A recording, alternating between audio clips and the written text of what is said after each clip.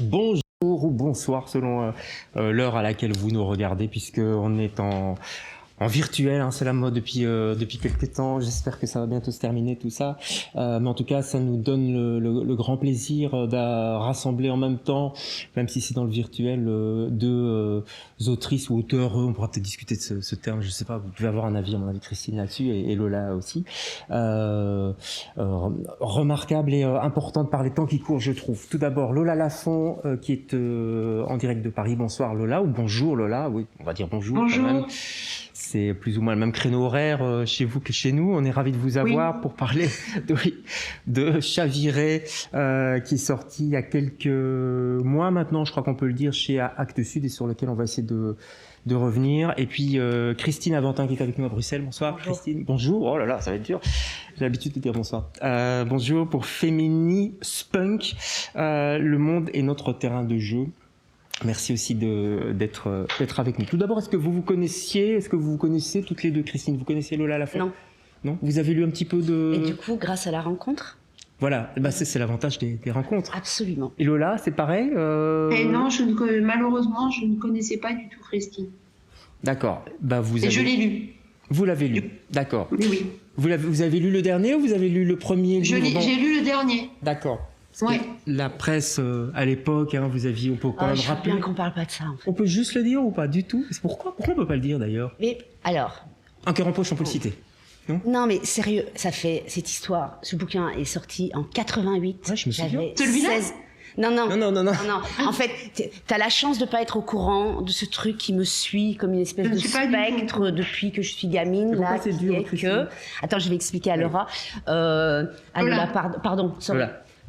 C'est une histoire qui m'énerve en fait, du coup je perds vite mes moyens quand on revient là-dessus. Donc, ce bouquin est sorti, Le cœur en poche, est sorti en 88, j'avais 16 ans, a été publié par le Mercure de France, qui en a fait un super tapage médiatique, qui fait que je me suis retrouvée là, propulsée de mon petit milieu ruralo précaire dans la jet-set média culturel éditorial du 6e arrondissement, et ici en Belgique, parce que je suis belge et que tout le monde a fait une histoire avec ça. J'étais la petite belge qui allait devenir la nouvelle Sagan. Donc en fait en Belgique ça a continué de marquer les esprits. J'ai aujourd'hui 50 ans, ça fait plus de 30 ans que cette histoire est arrivée. J'ai publié 6 autres livres. Et même dans l'annonce de cette rencontre à la foire du livre, j'arrive à lire cette phrase après son premier roman Le cœur en poche, Christine Aventin reprend la parole.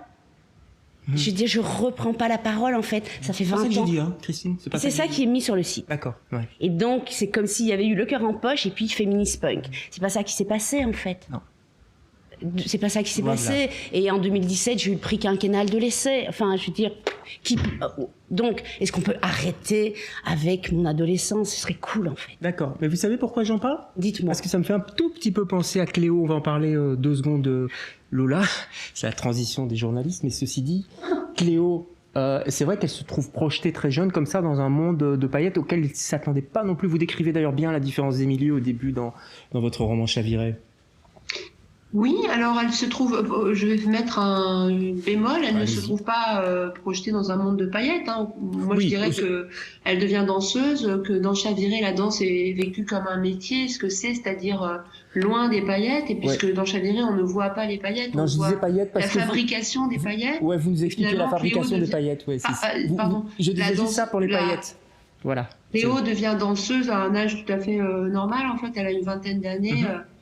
Donc non, c'est pas l'histoire de quelqu'un qui se trouve propulsé, parce qu'au contraire, il y a 2 aspects, c'est-à-dire à la fois elle bâtit son corps et sa carrière de danseuse un peu anonyme, puisqu'elle danse derrière les chanteurs, dans les revues, et en même temps elle se retrouve propulsée dans un réseau pédocriminel, donc c'est un peu différent. Non, l'allusion paillette, bien sûr, j'ai bien compris l'allusion paillette, c'était parce que j'ai découvert avec votre roman, vous expliquez à un moment donné la fabrication des paillettes. Oui, je l'ai découverte aussi en écrivant, en fait. Oui, j'imagine. Et moi, si il s'agit de faire des comparaisons, moi je me sens beaucoup plus proche, alors si on revient sur cette histoire, du personnage d'une fièvre impossible à négocier. Ah oui. Genre... Landrin. Ouais, c'est ça. Landra. Pour des raisons différentes, mais c'est ça. À un moment donné, en fait, ton identité là, elle est juste complètement mise à mal. Moi, pour d'autres raisons que le personnage de Lola, mais après, tu cherches les tiens. Et globalement, on a trouvé les nôtres relativement dans des milieux similaires. Landra et moi.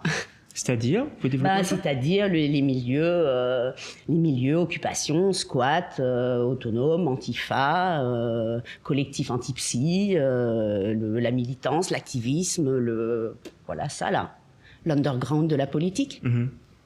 Ça fonctionne encore aujourd'hui ? Vous suivez encore ces mouvements ? Vous êtes encore dedans ? Quand on est dedans, on n'en sort pas. Hein. Non ? C'est très compliqué une fois que tu as goûté à ça de revenir dans le monde normal, ça c'est sûr. J'en profite pour vous demander ce que vous pensez de tout ce qui se passe en ce moment, certaines répressions qu'on peut noter à gauche, à droite, un certain État qui devient ou qui a une tendance à être un tout petit peu plus policier, voire sévère. Ça, vous êtes seulement en train de le découvrir. Nous, on le sait depuis longtemps. L'État est policier et répressif. La grande nouveauté, c'est que depuis 1 an, tout à coup, la police s'attaque aussi à la bourgeoisie blanche qui pensait que l'autorité était de son côté. Et tout à coup, tiens, non, l'autorité est pas de notre côté non plus. Mais en fait, quand tu es dans des milieux politiques de rébellion, c'est la première chose que tu apprends, en fait, que les flics sont pas tes amis. Et pourquoi les médias n'en parlaient pas, alors ? Vous êtes journaliste, à vous de répondre. Oui, je ne représente pas les médias, quand même. Hein. Non, mais moi non plus. Ouais. Ils en parlent maintenant parce que peut-être ça touche plus de gens, c'est ça que vous êtes en train de dire ? Ils en parlent d'une certaine manière aussi. Ils en parlent à leur façon. Oui. Mais c'est juste, on peut revenir. Oui, mais on peut faire des petites digressions parce qu'on n'est pas loin de tout ça, on n'est pas loin de la rébellion, etc. Vous avez choisi Fifi Brin d'Acier, je cite le nom français, francisé, parce que vous revenez, etc. là-dessus. On peut dire Pipi. Pourquoi ce personnage, tout d'abord ? Pourquoi avoir misé sur ce personnage pour développer une pensée ? Alors, l'histoire de ce livre-là, elle est double. La première histoire, c'est que dans le lieu collectif politique dans lequel je vis à l'époque, qui est un lieu anarcha-féministe, où on écrit des brochures, on pratique des écritures et des pensées collectives, il y a cette réflexion sur le féminisme punk et qui a pas de définition. Et des fois, la définition nous manque à nous-mêmes. Le récit de ce que ça signifie nous manque à nous-mêmes pour notre propre autodétermination. Donc à plusieurs moments, puisque je suis un peu l'écrivain de la bande là, on me demande de réfléchir à ce que ça veut dire être féministe et punk et d'écrire quelque chose là-dessus. Le problème étant que si tu écris, tu fixes. Si tu fixes, tu peux jamais être sûr de dans quelles mains vont tomber tes écrits, et il s'agit pas non plus de donner des armes à l'ennemi. Donc c'est une demande qui est extrêmement compliquée, parce que aussi en même temps, s'il n'y a pas de récit qui existe, comment tu fais pour parler aux gens qui sont pas déjà dans ce milieu? Mais ça, c'est tout le dilemme de l'underground et du mainstream. Tu dois connaître ça par cœur, Lola. Et puis, en parallèle à ça, j'ai reçu le prix quinquennal de l'essai, qui fait qu'une maison d'édition belge vient me chercher avec une commande pour faire partie de leur catalogue. Ils sont en train de monter une nouvelle collection qui s'appelle La Fabrique des héros, et ils voudraient bien que, selon leurs propres termes, je vienne jouer avec eux. Voilà, c'était ça les termes. C'était ça, ouais. Et donc La Fabrique des héros, là déjà j'ai un petit peu de mal avec le titre de cette collection. Oui. La Fabrique des héros, fabrique, héros, oui, les deux. Et puis en même temps, c'est pas si souvent qu'un éditeur vient me chercher. Et donc le principe de cette collection, vous connaissez sans doute, c'est on s'approprie un personnage de la culture populaire et on en fait une analyse personnelle. Donc, moi, à ce moment-là, j'ai pas d'éditeur, j'ai pas vraiment de projet d'écriture, je suis dans autre chose.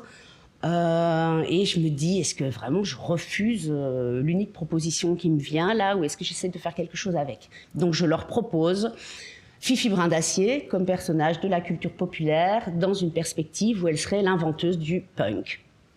C'est quelque chose que vous aviez en tête depuis longtemps, j'imagine, Fifi Brindacier, en tant que maman. Non, c'est juste que j'ai un gamin à l'époque qui a 9-10 ans et je me rends compte de la difficulté qu'il y a à montrer des feuilletons, des dessins animés ou à faire lire des bouquins qui déconstruisent un peu tout ce que la société s'obstine à construire dans la tête des petits garçons blancs, hétérosexuels, cisgenres. Et que je me souviens, donc je lui ai montré Zora Larousse, si ça vous dit quelque chose, en même temps que Fifi Brindacier. Et comme je l'explique au début du bouquin, Haroun, mon fils, est juste complètement halluciné par Fifi Brindacier et me dit qu'il aimerait bien être Fifi. Et donc, bref, tout ça s'est croisé sur Fifi Brindacier, la commande de la Fabrique des Héros, les copines qui ont besoin d'un texte sur le féminisme punk, et mon fils qui, tout à coup, pour la première fois de sa vie, aimerait bien être un personnage féminin. Toum, toum, toum, secoué dans le checker, et c'est Féministe Punk qui est sorti. Puisque la Fabrique des Héros, au bout de 30 pages, a refusé le texte en le trouvant trop personnel et trop radical, et que, grâce à ma bonne étoile, Zone en a voulu.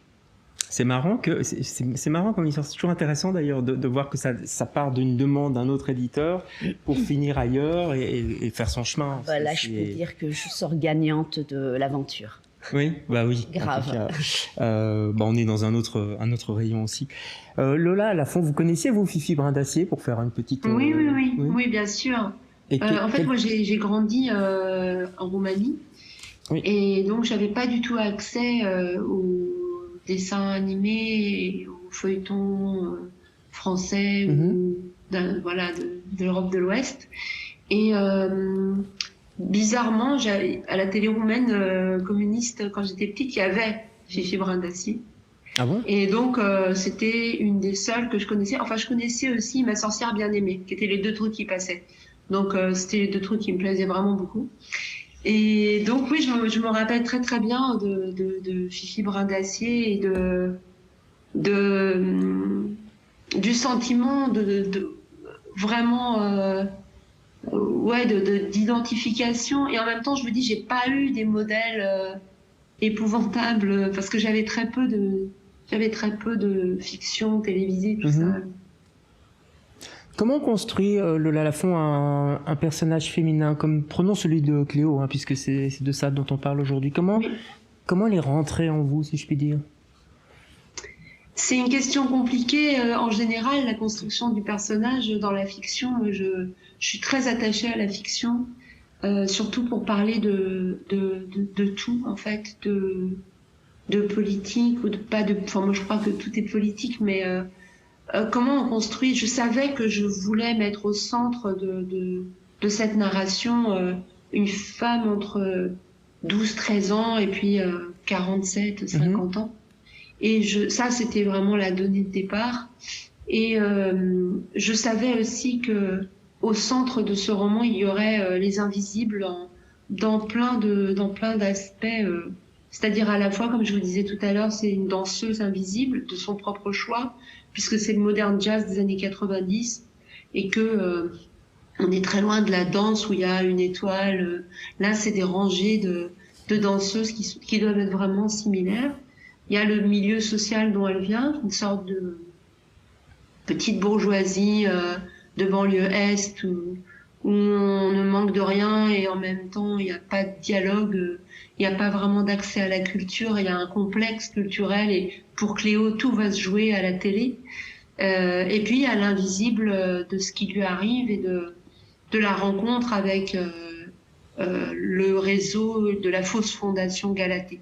Donc voilà, moi je construis les choses par couches. Vraiment, je réécris énormément. Donc souvent, je découvre quand même les personnages au bout de plusieurs mois parce que je vous dis, je réécris. Donc je ne sais pas au départ tout. Donc c'est ça, vous construisez une histoire autour d'elle et c'est ça qui forme petit à petit le personnage? Oui, il y a de ça. Et puis il y a vraiment la même interrogation que quand on rencontre quelqu'un dans la vie. C'est-à-dire que vous avez des indices, mais vous ne savez pas tout de suite. Donc il y a des questionnements. C'est un personnage qui est à la fois très opaque, Cléo, puisque quand même, elle va garder le silence pendant assez longtemps. Et en même temps, elle parle quand même, mais on l'entend pas, en fait, parce que au cours du récit, elle va parler de ce qui lui est arrivé plusieurs fois, et puis ça trouve jamais sa place. Donc voilà, ça m'intéressait aussi de voir le ravage du silence sur un abus sexuel dans l'adolescence, de voir à quel point ça atteint toutes les couches de son existence. Pour en revenir un petit peu à notre Fifi Brindacier, ce sur quoi vous insistez, je trouve, c'est sur le fait qu'elle, effectivement, elle se rebelle, etc. Elle est forte, elle désobéit. Enfin, on connaît, je crois, globalement tous plus ou moins ce personnage. Mais elle reste fille, c'est ça que vous voulez montrer? Oui. Oui. Après, pour moi, Fifi, si on parle de la construction du texte, c'était... c'est la résolution que j'ai trouvée pour pouvoir écrire sur les féministes punk sans trahir les féministes punk. Donc Fifi, c'est à la fois la porte d'entrée et l'arnaque du bouquin.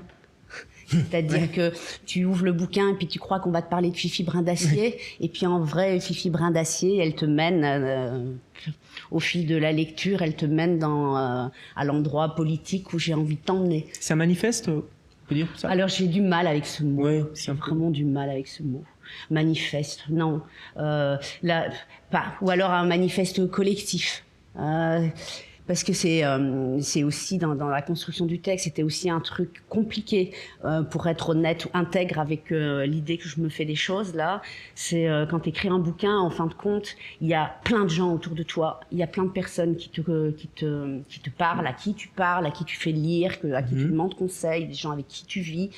Et du coup, un livre, ça s'écrit pas seul, mais au final, et puis je parle même pas de l'éditeur qui lit ensuite et puis qui amène éventuellement ses commentaires et ses impressions. Et ça veut dire quoi, que vous perdiez parfois votre sujet un peu, ou Non, c'est pas ça, c'est qu'à la fin, sur la couverture du bouquin, il y a un seul nom qui invisibilise la meute qu'il y a derrière là. Et donc il y avait ça aussi dans la manière dont le bouquin est construit, c'était de laisser de la place, une belle place, à toutes les voix qui ont participé de près ou de loin, de manière officielle ou officieuse, à l'élaboration de cette pensée-là. C'est quoi la différence entre féminisme et féminisme punk? Alors déjà là, il n'y a pas le mot féminisme parce que c'est un mot qui commence à... Toujours la même histoire. Hein. Les mots, ils sont inventés dans des contextes politiques, souvent radicaux, et puis ça percole dans, disons, le monde normal, pour le dire vite. Et là, progressivement, tu vois toute la charge subversive et révolutionnaire des mots.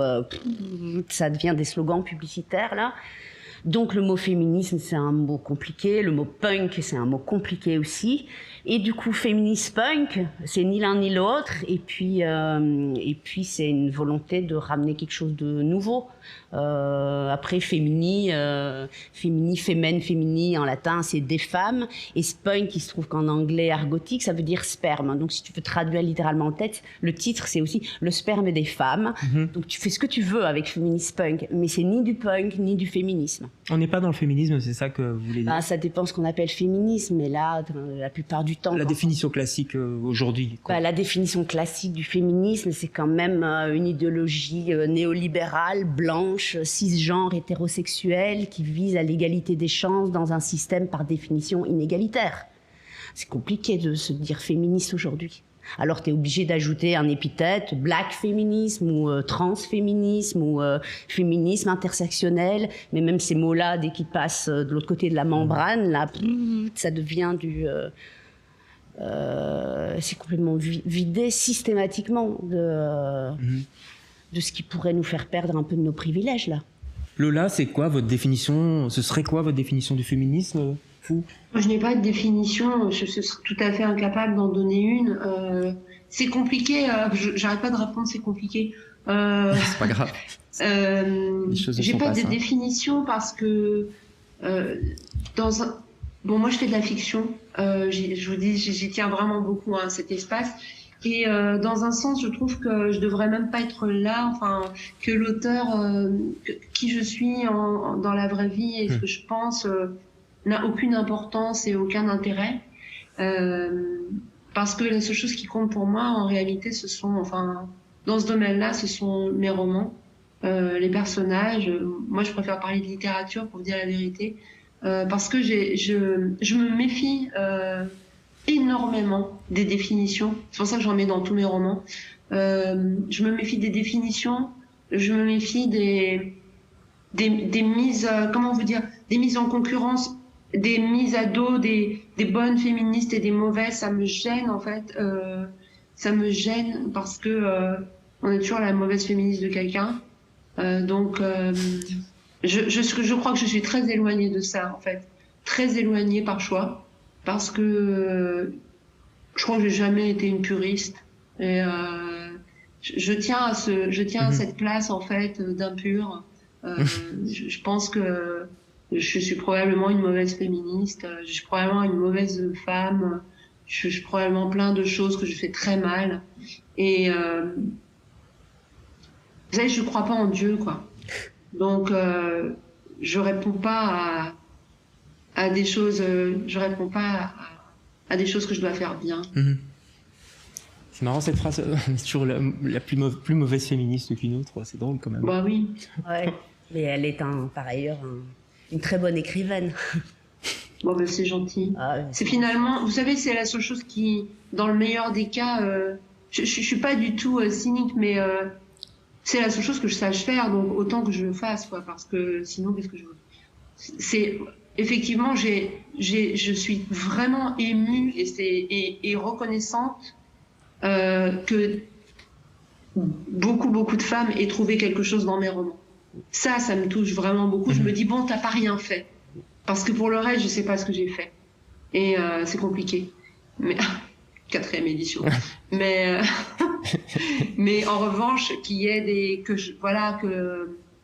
Chaviré, par exemple, a été très plébiscité, qu'ils reçoivent en France des prix d'étudiantes et d'étudiants, ou de jeunes, ou de vieux d'ailleurs. Ça me touche, les prix de lecteurs, parce que je me dis, bon, là on a discuté de quelque chose. Pour le reste, je suis très mauvaise dans les discussions, dans les débats, à l'oral, comme vous pouvez voir. Vous voyez, c'est... Bon, ça va très bien. Pour un matin, enfin il est midi, mais... En plus. Oui, en plus. Et, oui. Dans ce roman Chaviré, là, comme cette narration s'inscrit dans une génération et dans une époque qui était la mienne aussi, Ouais. c'est... pour moi, enfin... Et pardon, je trouve ça éminemment politique en fait, ton bouquin, ce roman. Et avec une vision sur la société et sur la place des petites filles dans cette société. Et tu sais, toutes les références auxquelles tu fais appel tout au long de l'histoire, sans avoir l'air d'y toucher, là, qui sont nos références en vrai, en termes de culture télévisuelle, de chansons, de films, et qui est d'ailleurs la manière dont la gamine arrive à être si facilement manipulée, parce que sinon t'es frigide, sinon t'es coincé, sinon va voir tel film, écoute telle chanson, et tu dis, mais dans quoi on a grandi? Oui. Moi, c'est vraiment une question aujourd'hui qui m'intéresse beaucoup. Effectivement, quand j'ai écrit Chaviré, je me suis penchée vers les films qui ont été très fondateurs, que j'ai revus, et je me suis dit, évidemment que tout ce qu'on lit et tout ce qu'on regarde nous construit, et pas que. Mais je me suis dit, oui, les choses avancent, incontestablement, les choses changent.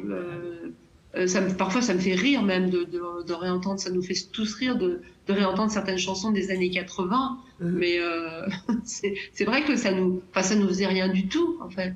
Et effectivement, la sexualisation des petites filles, c'est un sujet qui me tient vraiment à cœur. J'ai attendu que la sortie de Chaviré soit passée, parce que je voulais pas en parler au début, mais après, je l'ai dit sur Instagram que l'histoire de Chaviré était personnelle en fait, que si je pouvais l'écrire, c'est que pas tout à fait comme ça, mais qu'elle avait été aussi la mienne. Donc je me suis vraiment interrogée sur la façon dont on a intégré pendant des années et des années qu'il nous restait que le silence en fait, hein. Le silence, y compris dans les mouvements féministes, a mis du temps enfin pour ma génération, parce qu'avant c'était peut-être mieux ou après, j'en sais rien, mais j'ai eu l'impression que c'était compliqué pendant des années de dévoiler des affaires ou des histoires où on ne se sentait pas légitime comme victime. Alors qu'on sait que tous les pourcentages, on les connaît, que plus de 80% des violences sont le fait de quelqu'un connu de la victime, donc on sait très bien. Mais n'empêche que ce silence-là du viol par un ou une proche, un ami, machin, on en parle depuis très peu de temps, en réalité. Mais on en parle beaucoup, je trouve. Enfin, il y a pas mal de bouquins qui dénoncent directement des personnes qui sont sorties un petit peu autour, en tout cas, de chavirer. C'est comme si il y avait un mouvement qui était en train de naître, je sais pas. Sûrement, avec le bémol, encore une fois, que tant que, en fait, si vous voulez, c'est génial, mais ça a été des récits ou des témoignages qui ont aussi intéressé tout le monde parce qu'il s'agissait de personnes connues et puissantes. Et j'espère que le récit peut se faire aussi autour des voix anonymes. C'est ça qui est la difficulté. Ouais. C'est ça peut-être la différence aussi avec chavirer. Ah oui, Cléo, elle n'est personne. Bah non, oui. Non. On revient 2 secondes sur le féminisme punk. C'est dur à dire quand même. Féminisme punk, faut peut-être mettre un temps entre les deux. Vous expliquez aussi. Dire 15 fois sans bégayer. Vous avez l'habitude. C'était intéressant aussi, ça m'a intéressé d'ailleurs toute l'histoire de l'édition, de la traduction française. Vous revenez un petit peu sur le groupe Hachette qui édulcore. On se rendait pas compte, donc moi aussi, hein, on a le même âge, hein, donc je lisais moi la Bibliothèque Rose, le Club des 5, etc. Fantomètre, Bibliothèque Verte. On se rend pas compte que tout était un petit peu adouci, en tout cas du côté des filles, et qu'il fallait montrer.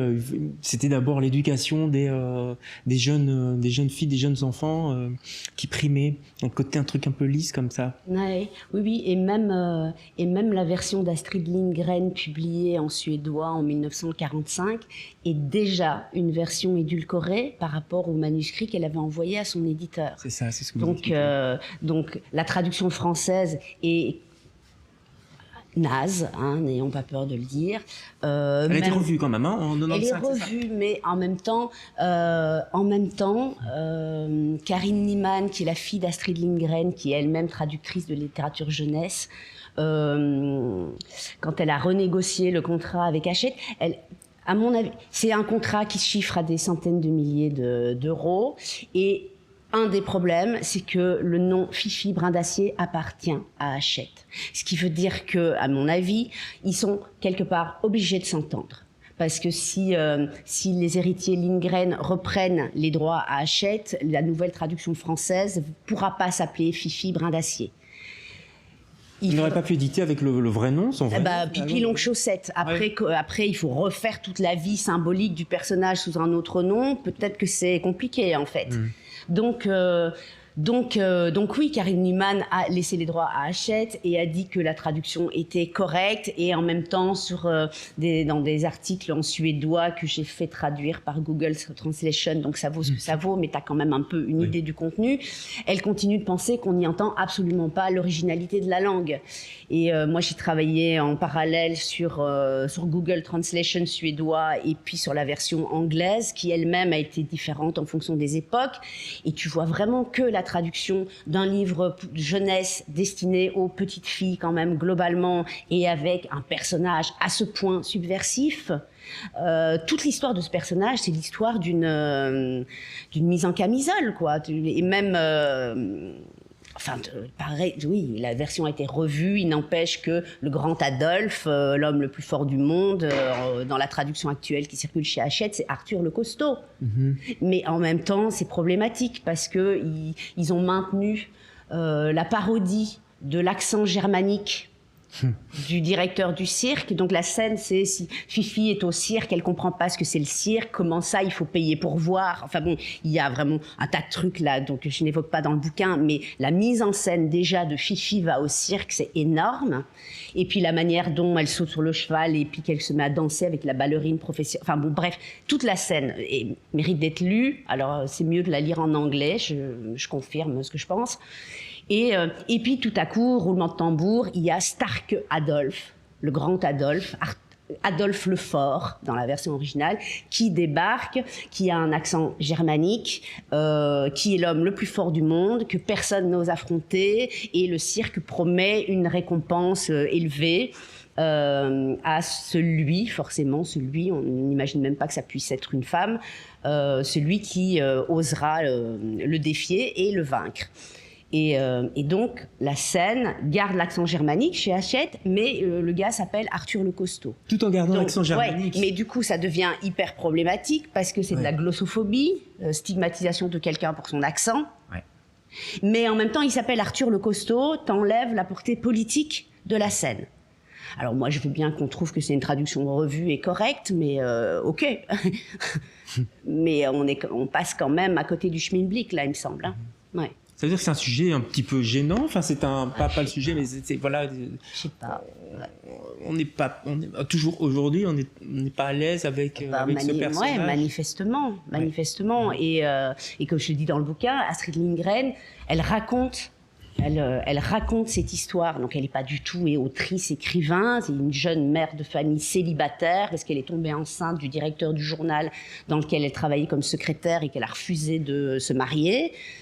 On est dans les années 30, hein, donc elle part à la campagne pour pouvoir accoucher et être moins stigmatisée qu'en ville elle pourrait l'être comme mère célibataire. Et puis sa gamine est gravement malade, est clouée au lit et lui demande de raconter l'histoire de Pippi Longchaussette. C'est l'enfant qui invente le nom. Et Astrid se lance dans une élucubration. Et comme elle est secrétaire, elle prend note au fur et à mesure en sténo de l'histoire qu'elle raconte, parce qu'elle voudrait bien, pour les 10 ans de sa fille, lui offrir le manuscrit comme cadeau d'anniversaire. C'est dingue. Donc au début, c'est juste pour elle et sa fille, en fait. Ah ben, carrément. Oui. Et dans un truc complètement subalterne de mère de famille, d'enfants malades et de sténographie. Enfin, on est à 1000 lieues de la littérature reconnue et du pouvoir symbolique, là. Donc, elle note tout ça en sténo au fur et à mesure, et puis elle recopie consciencieusement en 2 exemplaires, et elle se dit qu'elle va envoyer un à l'éditeur. Qui va le refuser parce que c'est too much, et puis elle le reverra et finalement il sera accepté.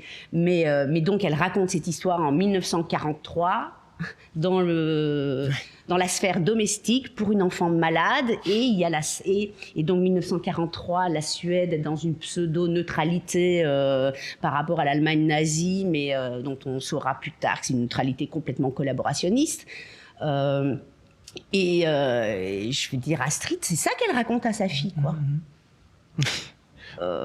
Voilà. C'est dingue quand on reprend les historiques comme ça, les origines des écrits. Lola Lafont, quand vous avez commencé à écrire, vous écriviez pour qui? Pour vous? Pour un public déjà défini? C'était quoi votre point de départ d'autrice? Vous voyez ce que je veux dire? Moi, j'ai commencé à écrire très petite. C'est un peu une banalité de vous dire que j'ai toujours écrit, mais c'est le cas. Donc, écoutez, je pense que quand j'ai commencé à écrire enfant, c'était mon journal et puis des petites nouvelles. J'écrivais par besoin, comme beaucoup de gens, le journal et tout ça. Et quand j'ai commencé à faire des fictions, je l'ai fait... ça a toujours été totalement inséparable de la publication, même si elle était modeste. C'est-à-dire qu'au début, je devais donner mes nouvelles à des amis au collège, j'imagine. Et j'ai écrit dans des fanzines et des choses comme ça. Mais j'ai toujours vu la fiction comme un moyen, comme un dialogue, en fait. Donc, après, j'ai eu vraiment la chance, je pense, c'était assez étrange quand j'ai terminé La fièvre, une fièvre impossible à négocier, j'avais jamais fait lire un roman terminé à qui que ce soit. Et donc là, j'ai décidé de l'envoyer par la poste, et j'ai eu la chance d'être publié très vite, et surtout de trouver des lecteurs et des lectrices. Ça a été un choc, donc je comprends ce dont parlait Christine au début. Ça a été un choc de me retrouver un peu propulsée. Il a fallu un peu aménager ça. Ça change la vie, ça, oui. Oui, ça change vraiment beaucoup, parce que... Et puis aussi, ce qui est un problème de luxe, certes, mais la pression qui vient avec le fait d'être lu, beaucoup lu, de comment rester vraiment libre dans ce qu'on écrit. mais je parle même pas d'une pression éditoriale, mais plutôt de soi-même. Comment on fait pour rester dans une forme d'honnêteté, de continuer à vraiment écrire ce qu'on veut. Donc voilà, pour moi, la publication, elle est vraiment inséparable du regard de l'autre, c'est un dialogue, c'est sûr. C'est intéressant ce qu'elle dit sur l'honnêteté. Comment on continue à rester honnête quand on écrit. Vous écrivez aussi, vous écrivez des poèmes. Je vais peut-être le montrer. Scalp qui sort en même temps, c'est qu'en combien de temps plus ou moins? Ça vient de sortir. Comment on garde pas son intégrité, mais sa personnalité. Vous voyez ce que je veux dire? Ouais. Dans Une fièvre impossible à négocier, il y a un moment presque à la fin où le personnage dit si tu me lis, c'est que je suis édité, et tu vois, et ce moment où comme lectrice tu te dis ah mais ouais, en fait, premier roman, enfin moi en tout cas je me suis dit putain, premier roman, tout ça est écrit, mais il n'y a pas un seul, enfin t'es toute seule en fait et t'écris ce que t'as à écrire et tu sais pas s'il y aura des lecteurs là-dessus et c'est juste a posteriori qu'il va falloir dealer avec le lectorat ou le public. Je t'avoue, ce passage m'a vraiment émue, tu sais, cet endroit où moi j'ai l'impression que c'est ça qu'il faut rechercher après. C'est le moment où t'es presque au bout de ce que tu as entrepris de faire, tu vois bien que tu y es arrivé et qu'en fait il n'y a plus qu'à conclure. Et là tu te souviens que ce truc va partir et je sais pas, tu partages ce sentiment-là, Lola? Oui, alors je me relis jamais, donc je découvre, je me rappelle maintenant en fait de cette phrase. Je fais ah oui, c'est vrai. Après il y a une mise en abîme parce que Landra c'est un personnage évidemment, mais oui, c'est clairement dans Une fièvre impossible à négocier, au cœur du roman, il y a l'histoire du viol de Landra et de la façon dont pour se reconstruire, elle va aller dans des squats et faire partie de mouvements autonomes et découvrir effectivement le parallèle entre le viol et le capitalisme. C'est le parcours de Landra. Et évidemment, j'ai écrit ce roman sans jamais penser qu'il serait édité, parce que je ne savais pas du tout ce qui se passerait. Et comme je vous dis, c'est conserver ça. Et en fait, c'est beaucoup moins dur que ce que j'imaginais, c'est-à-dire que quand j'écris, je pense jamais, finalement, je pense au début, oh là là, mon Dieu, qu'est-ce qu'on va penser, blabla. Mais après, j'écris et j'oublie absolument les réactions, les critiques, et tout ça, heureusement. Mais bon, j'écris sur 1 an et demi, donc j'ai le temps de m'immerger. Mais c'est une vraie question de continuer à faire ce qu'on veut, ce qu'on doit dire. Par exemple, c'est vrai que il y a eu une rencontre en septembre en France, en fait, où une militante féministe m'a questionnée sur le personnage dans Chaviré, qui est une militante féministe qui va être l'amoureuse de Cléo, Lara. Elle m'a dit, mais elle est vraiment pas, elle n'est pas dépeinte d'une manière très sympathique. Lara, l'amoureuse de Cléo, moi j'avais envie effectivement d'en faire quelqu'un d'un peu ambigu, parce qu'elle a beau être militante et féministe et savoir tout ce qu'il y a à savoir, elle va quand même faire preuve de mépris social envers Cléo. Et évidemment que j'aime bien être l'avocate du diable en fait.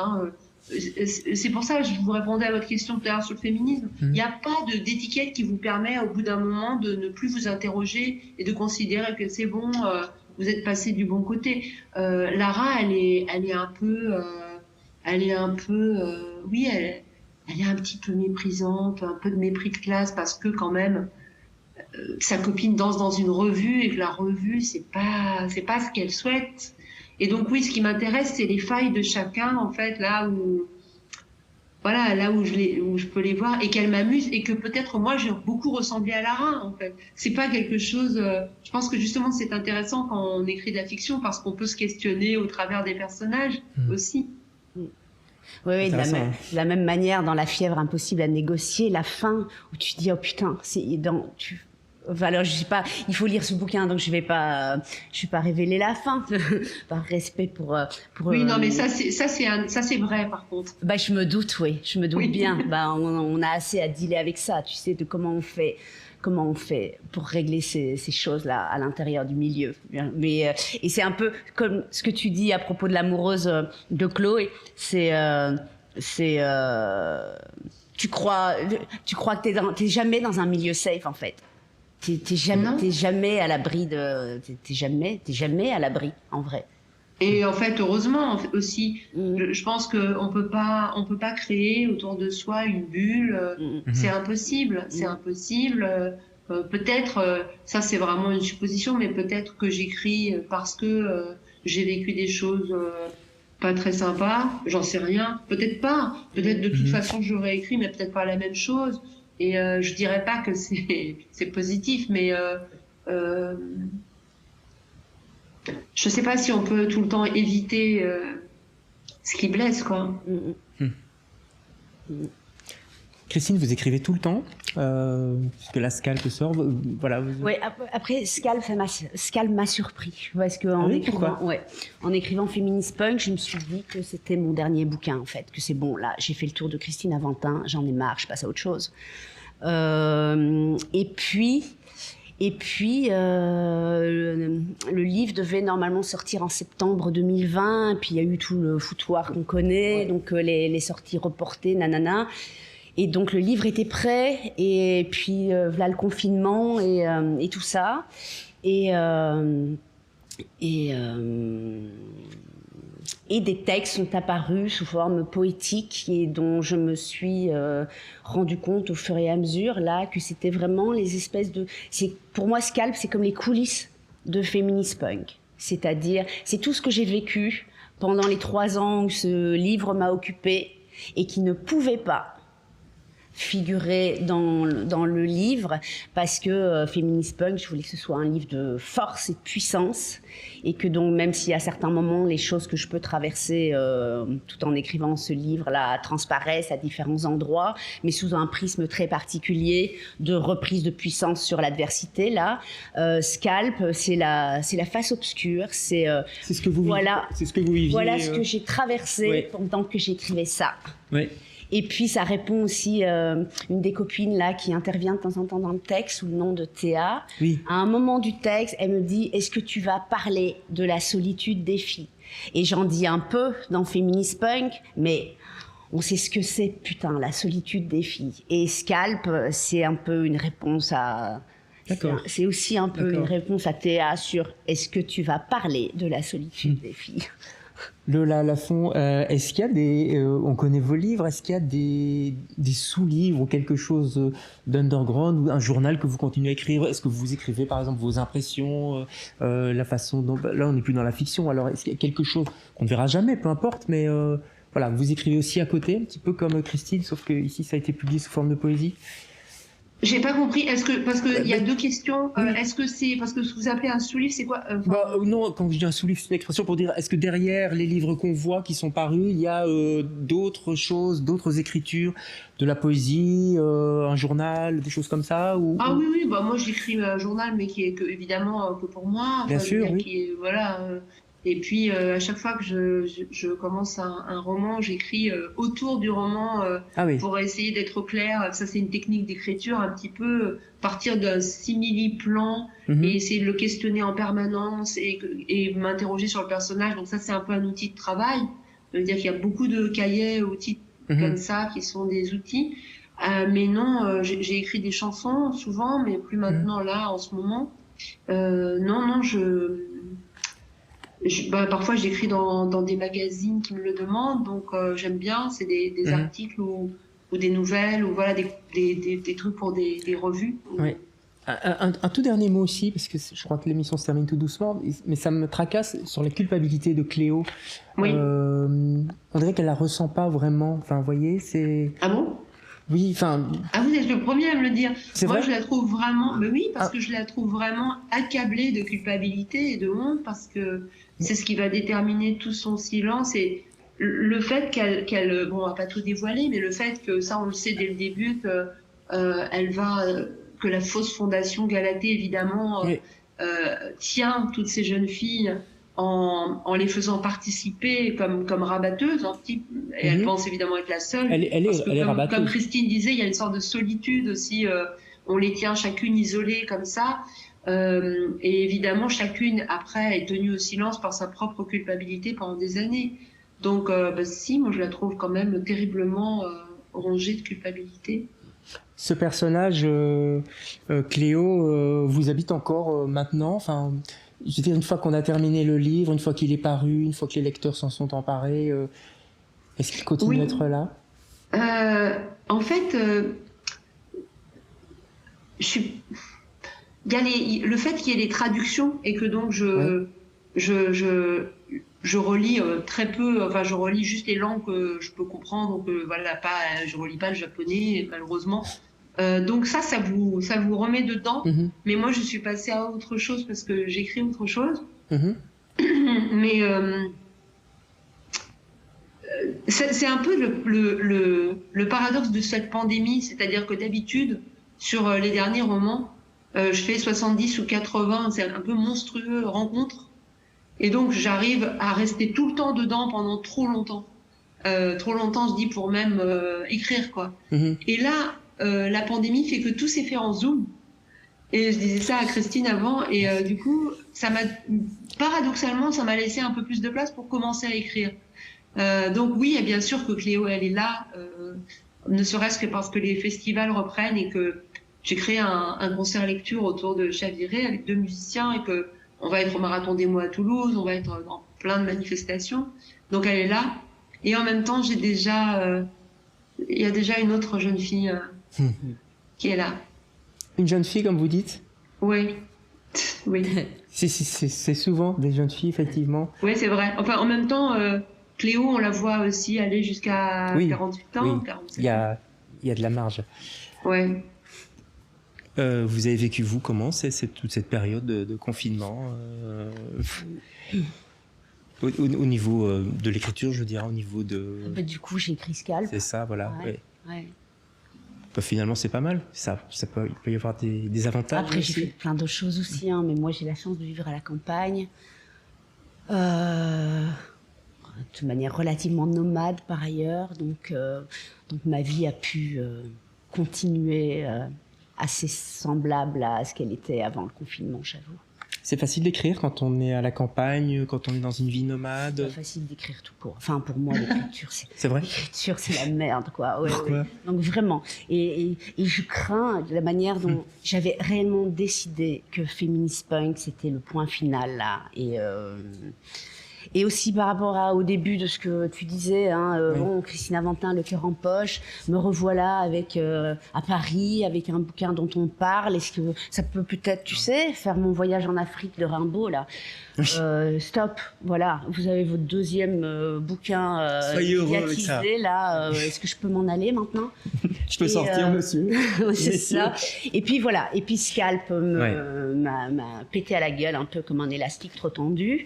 Et donc je me demande si je suis pas aussi accro à l'écriture qu'à la caféine et à la nicotine, et ce serait vraiment la merde parce que j'ai vraiment envie d'arrêter.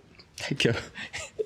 Merci Christine pour votre sincérité. Merci Lola d'avoir été là. Je vais rappeler quand même vos 3 livres. Donc Scalp dont on vient de parler, Christine, c'est à l'Arbre aux Paroles, très bonne maison d'édition de poésie. Je te l'enverrai volontiers, Lola. Ouais. D'accord, ça va voyager. Feminist Punk, voilà, chez Zone, on le montre, voilà. Et puis Chaviré de Lola Lafont dont on a parlé, évidemment. Précipitez-vous sur ce roman si vous ne l'avez pas encore lu, c'est chez Actes Sud. Les autres romans aussi, c'est beaucoup chez Actes Sud, je crois. Hein, oui, tout. Tout, hein, voilà, vous êtes fidèles à cette magnifique maison d'édition. Merci à toutes les deux d'avoir participé à cette discussion. C'était passionnant, ça aurait pu être plus long, évidemment. C'est toujours trop court. Merci. C'est bon moment. Merci à vous aussi. Et puis à bientôt.